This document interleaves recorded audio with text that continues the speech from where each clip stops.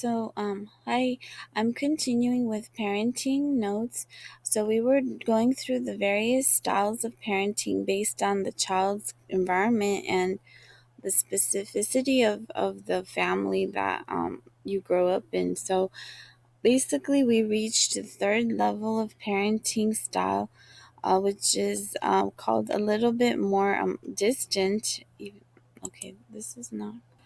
This is a little more distant, control wise, and the most was the most authoritarian. So then the second level, and this is the third.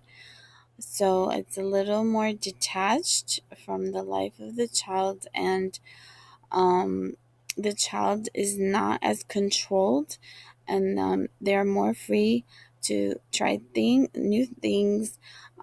And even though parents should remind them that emotionally they do care for them, however, uh, there's more independence in this style. And so the last level is I guess the least controlling style. So this is called permissive. So indulgent and making few demands of kids, and having lower expectations as far as, I guess, well, uh, less control. So, and not as demanding. There's a high sense of nurturing and communication. Is this style is more like a friend and resource. There's few guidelines or structure. Assertion of authority may be absent and avoided in this relationship between parent and child. They may spend any amount of time together, a moderate amount, etc. But children are allowed a lot of freedom, and parents usually use please and etc. So they don't exercise a lot of control. There it may also be role reversal where the child asserts and makes demands. So and this uh, the child is more prone to order and responsibility and independence. Parents are a resource. So pros and cons. This is useful to encourage kids to be more self dependent instead of always lording over them or telling them what to do. This strengthens trust between parent and child, encourages more openness and interactions in relationships, allows child to have less fear of exploring their surroundings and making goals for themselves, not being too reliant on being babied or acting immature, and not being capable or self reliant. If the child is feeling more empowered, they're able to open up and communicate with the parent and others about their lives. Loyalty is built as well as cooperation. Focus is on importance of feelings and emotions rather than just obedience and focus on actions. But in this case, there's self-reliance, and being able to flourish with less control, being in touch with parents on a more emotional level, not only looking for the discipline as a connector, but on a deeper level, balancing love and caring and independence, learning being alone and succeeding, being able to get help when needed, learning through trial and error, learning cause and effect, learning realistic expectations, developing consistency and structure, learning about responsibility, shaping the child into the person they wish to become as they grow, reminding child that you love them, not passing into being a doormat, and being too passive should be avoided in this case. So those are the four types of nurturing parenting. Each one is good in different situations and different environments, obviously. When kids fail to meet expectations or to follow rules and guidelines, they still need to receive unconditional nurturing, forgiveness, and understanding rather than the parent acting or reacting punitively. The style is more. It is important to be so. It is important to be open and democratic in this kind of relationship. Being this these parents so have to be open, listen to concerns and questions instead of only disciplining.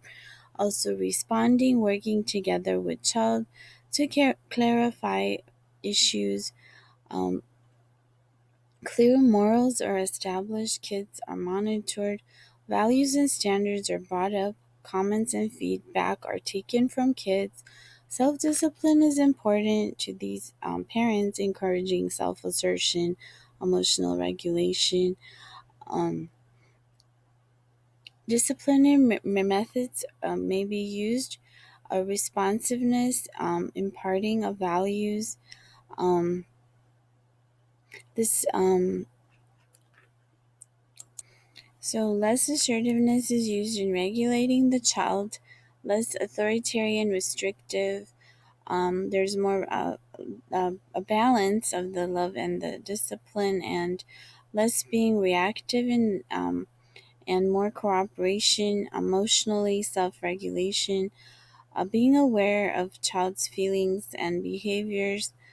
Um, Having high standards and expectations is important while recognizing rights and choices of individuals as well. There's a balancing factor. So, focusing on communication and listening, give and take, working as a team, following one's heart, having commitment to character development, influencing the child's decision making process, regardless of what each person may think individually. This is regarded as freedom with limits, encouraging affection, nurturing healthy role models, modeling reasonable expectations, consistency guidelines defined within a disciplined environment, allowing within the flexibility, not just telling kids what to do, listening, being supportive, giving choices, encouraging independence, individuality, cooperation, communication, respect, consideration, teamwork. So, the next section. Again, this is useful when more leniency is sought. Children seek more independence. Sometimes kids already know what to do, so they seek structure within this and fulfill their goals, making them a more emotional, understanding importance of roles, valuing parents, encouraging self-reliance, motivating building of character. As child grows, they are more keen on their own emotional needs and their personal happiness. They value morals. They have standards set for themselves. They see parent as one they love in a special way, rather than just another discipliner or caretaker.